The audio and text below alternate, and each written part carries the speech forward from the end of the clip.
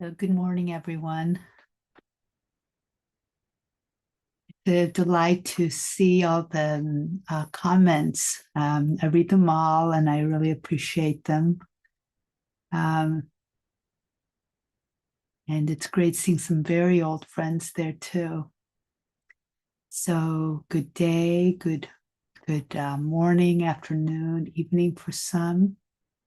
Um, and we'll go ahead and start with, you know, a little bit on feeling tones or Vedana of thinking.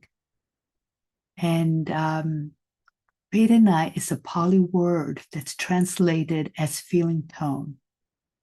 It's a very fundamental way that we experience the world through our senses and through our mind. When a sensation arrives, it's either pleasant, unpleasant, or neither pleasant or unpleasant. Some people call it neutral. It's immediate. It happens right away, and it's much simpler than an emotion.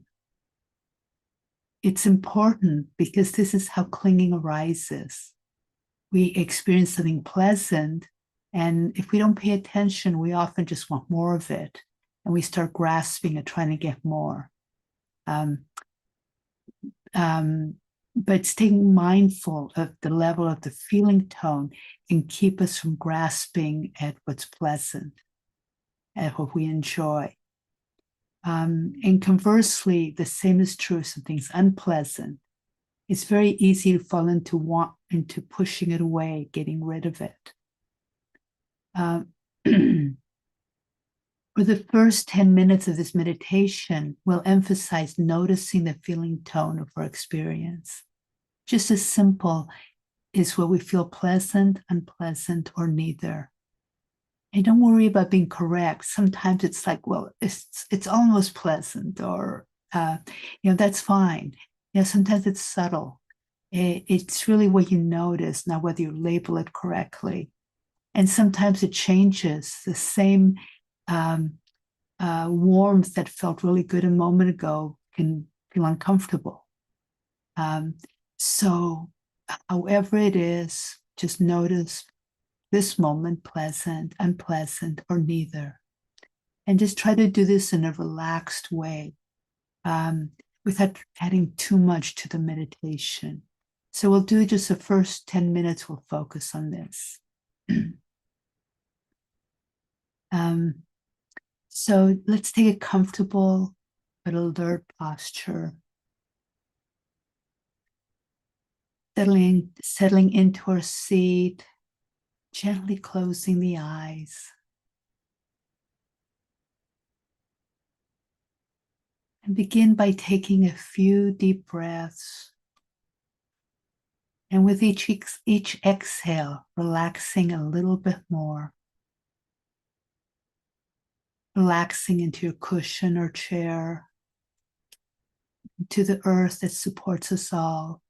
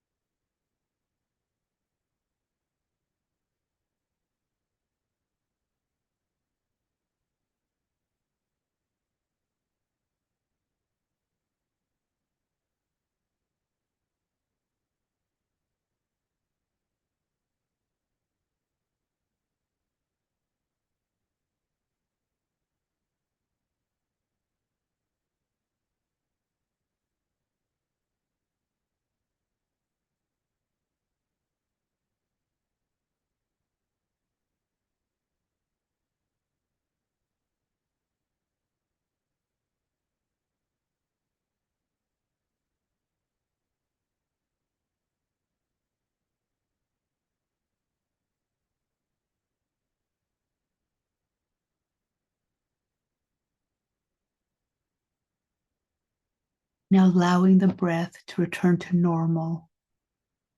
You might get a sense of the whole body and allow the attention to meander freely throughout the body, relaxing any obvious tensions. You might check the head, the face, the shoulders, the belly, the hands, back, whatever can be relaxed.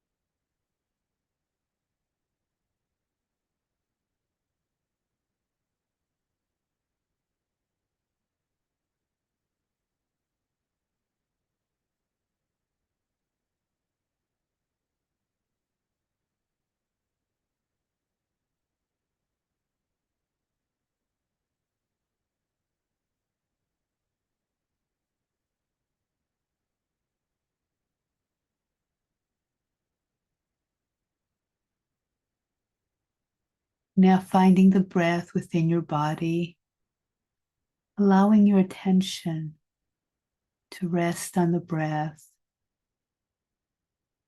just settling into the rhythm of the breath.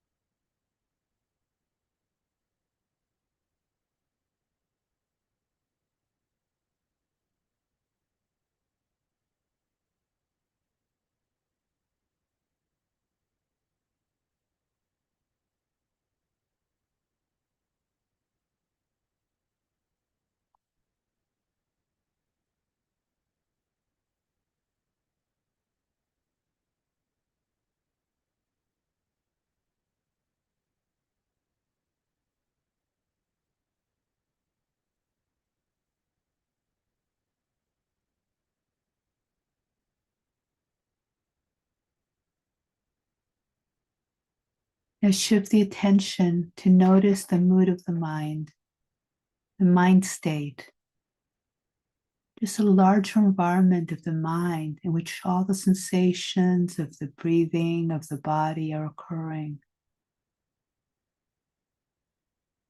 How does the mind feel?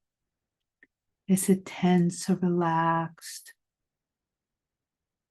spacious or contracted, tired or alert, calm or agitated? However it is, just noticing it. Is it resistant or accepting?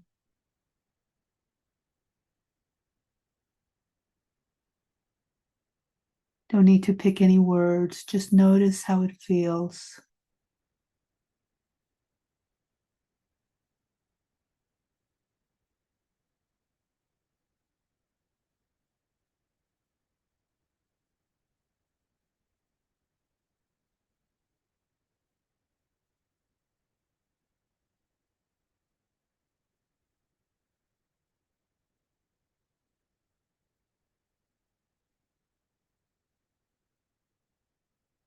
Now shift the attention back to the sensations of breathing, allowing the sensations to come and go. But briefly notice the feeling tone of the breath. It can change with every inhale and exhale. Is this inhale pleasant right now? Is it unpleasant or neither?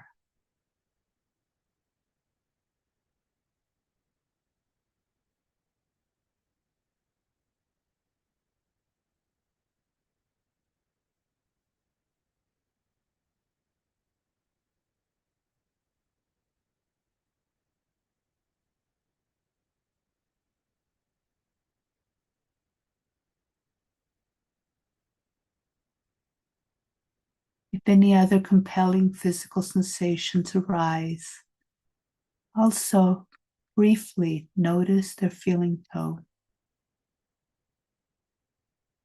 Pleasant, unpleasant, neither.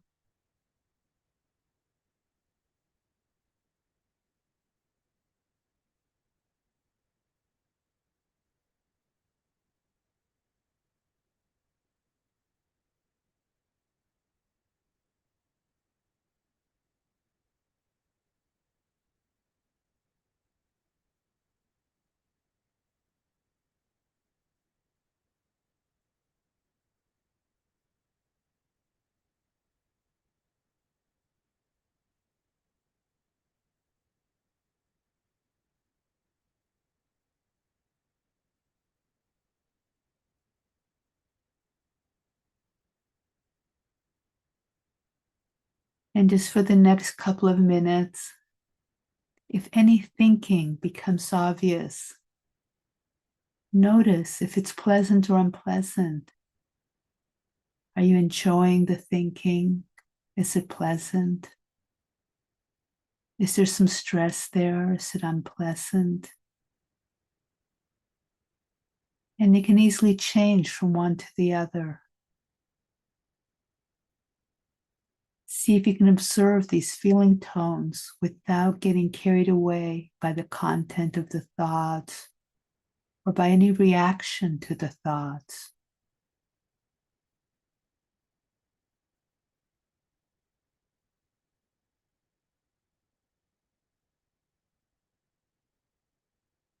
If no significant thinking arises, just rest on the breath.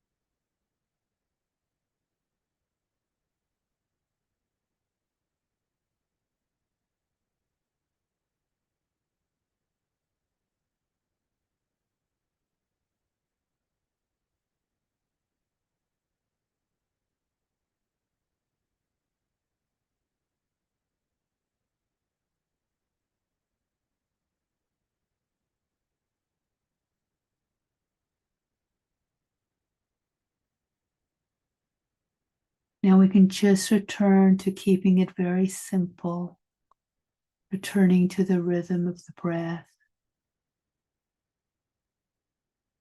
But maybe your mind will notice a little bit more easily the pleasant and unpleasant qualities that arise with all our sensations, all of our thoughts.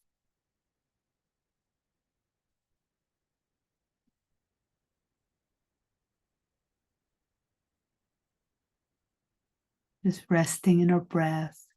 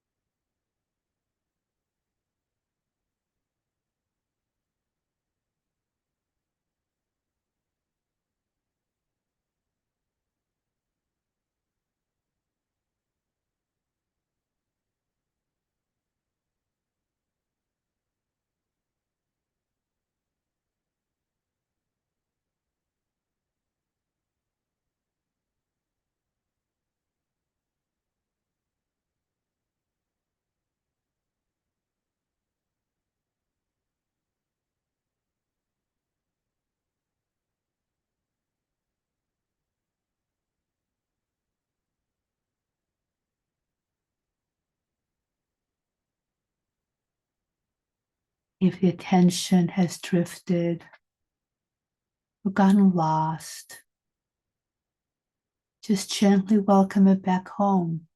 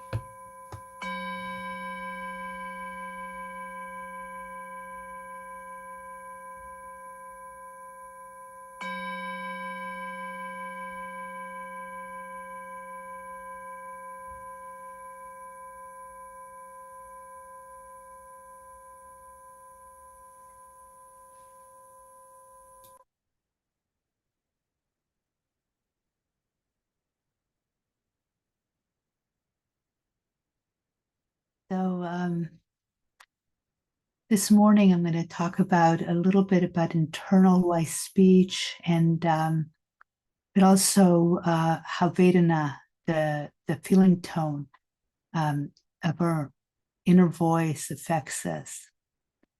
Vedana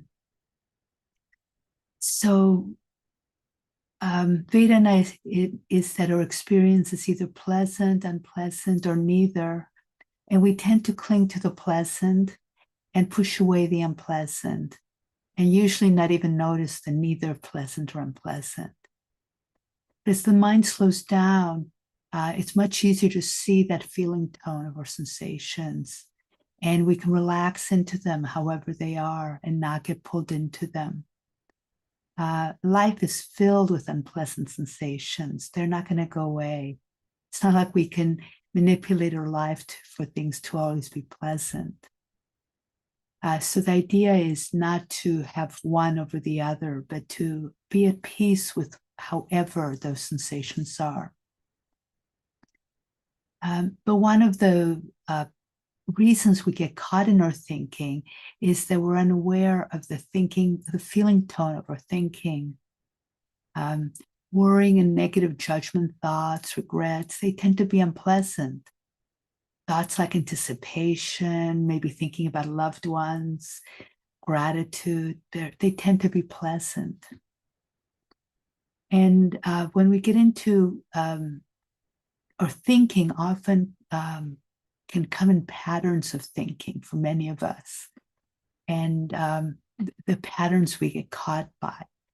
And for instance, in particular during meditation, so some of us really fall into planning.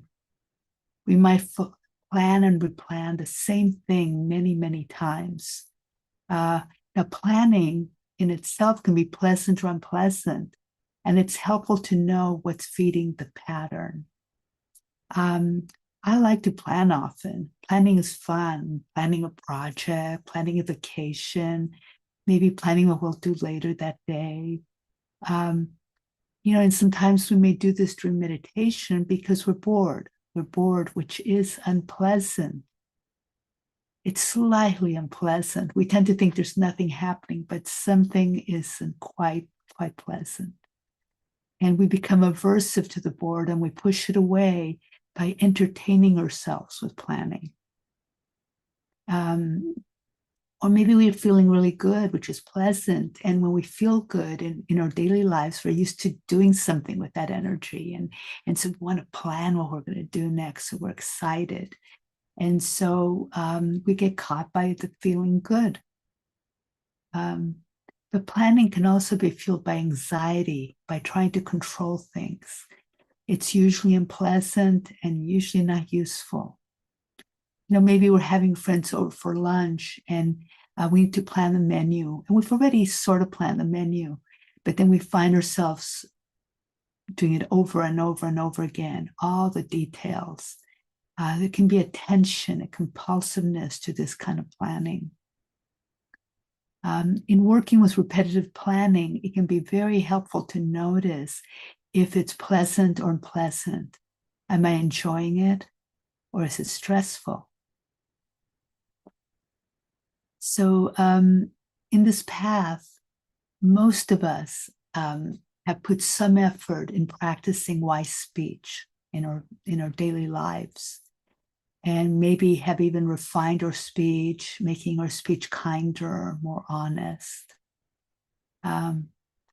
Maybe we've noticed the separation we create between people when we're gossiping, or how our heart feels more closed, or maybe how frequent complaining is stressful and fatigues the other person and actually decreases empathy, decreases the connection between people. How unskillful speech can strain relationships. It can isolate us. It can erode our sense of self-worth. One way of thinking about wise thinking in meditation is as internal wise speech. And the effects of an internal speech are even more extensive than our verbal ones. So the guidelines that the Buddha offered for wise speech can apply just as well to our internal speech, to our thinking.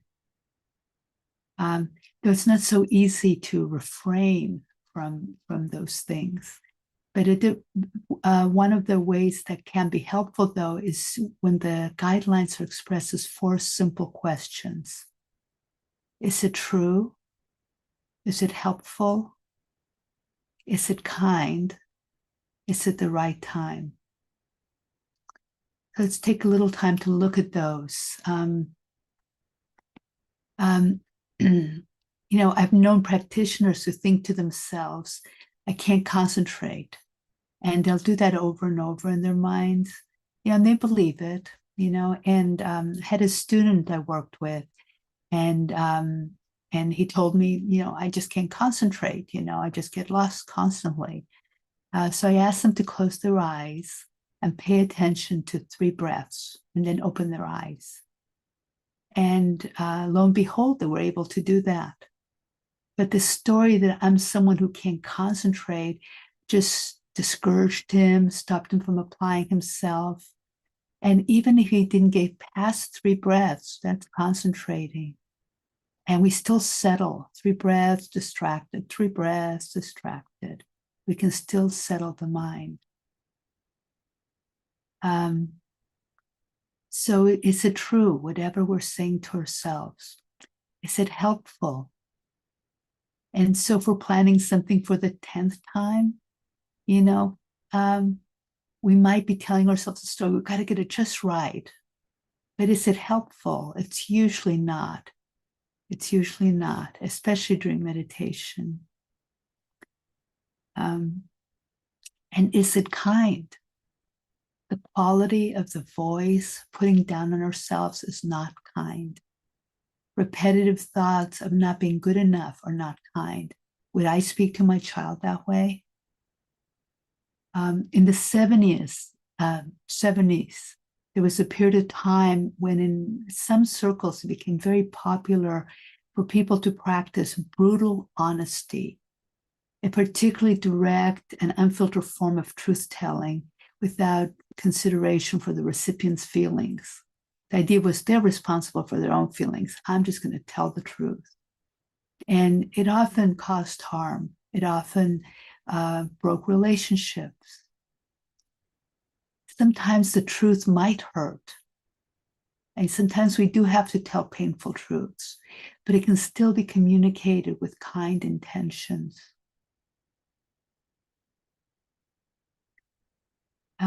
Is it the right time? And sometimes something might be true, it might be kind, it might be helpful, and really deserve attention. But we're meditating. It's not why we meditate to figure these things out. It's not the right time. And in meditation, we can just very easily say, oh, not now. It can come out of respect for the thoughts, for the idea. I'll think about that later. That's worthy of reflection, and we put it aside for later.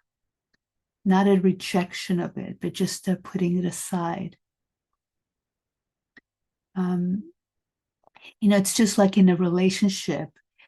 You might have something you really want to say, and it's true, it's kind, it's helpful, but it may not be something that your partner wants to hear when they first wake up in the morning.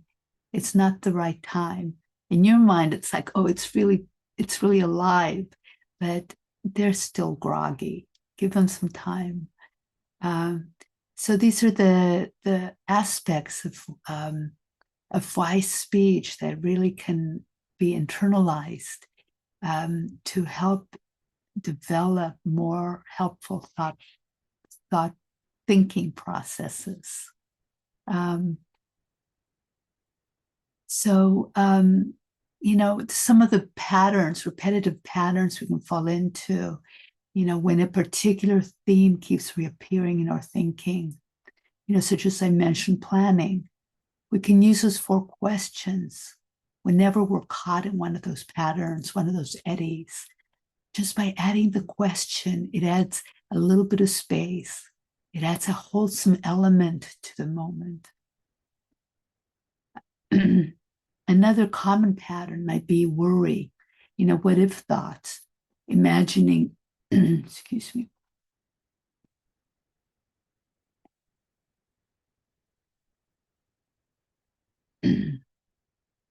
um, imagining unwanted future events. It can be really helpful to notice the emotion underneath, some form of fear or anxiety, to attend to it. Is it true? Often not. I like to remember when Mark Twain said, some of the worst things in my life never happened. And it might be true, but it's a kind. And when we bring kindness to worry, it begins to change it. Is it helpful? Are we going to make things better with worry, with rehashing, rethinking? And if it's something worthwhile considering, meditation is not the right time.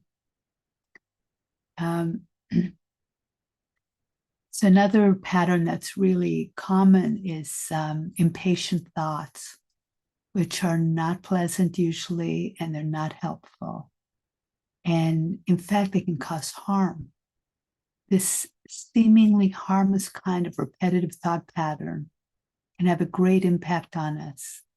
It tells us the present moment is not worth experiencing, that the present moment is not okay, it's not enough. And it creates a sense of contention with our experience, which adds tension and stress.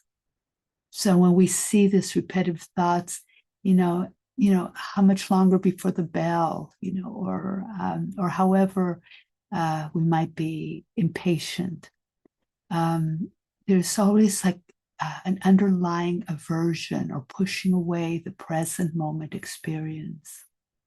And can we turn to it? We might ask ourselves, what is it we don't want to feel? In daily life, how often are you waiting for something to be over? Waiting in line, waiting on hold on the phone, waiting until the person you're talking to gets to the point. All that waiting is supported by thoughts that ignore the value of the present moment. So can we get interested in that moment?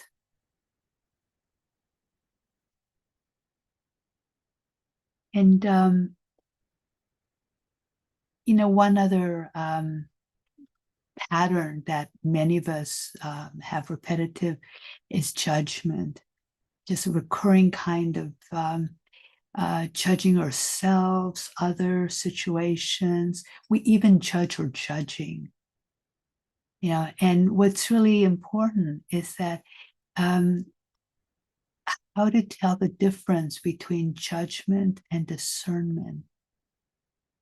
For instance, the judging mind sees what's wrong with anything, right? What's wrong with ourselves, what's wrong with someone else. And the discerning mind might notice what's wrong, but it's non-reactive. It's with an easy heart. Its reactive judgment has a meanness to it. It's not kind.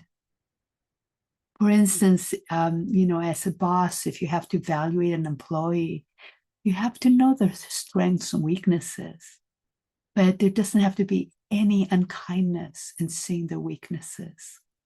And so when we view ourselves, and we do have weaknesses, we practice because we still have greed, hatred, and delusion. That's why we practice. So it's there. So do we need to, can we be discerning about it? Oh yeah, that quality of mind, that way that I didn't do things the way I wanted to do them. That's what happened.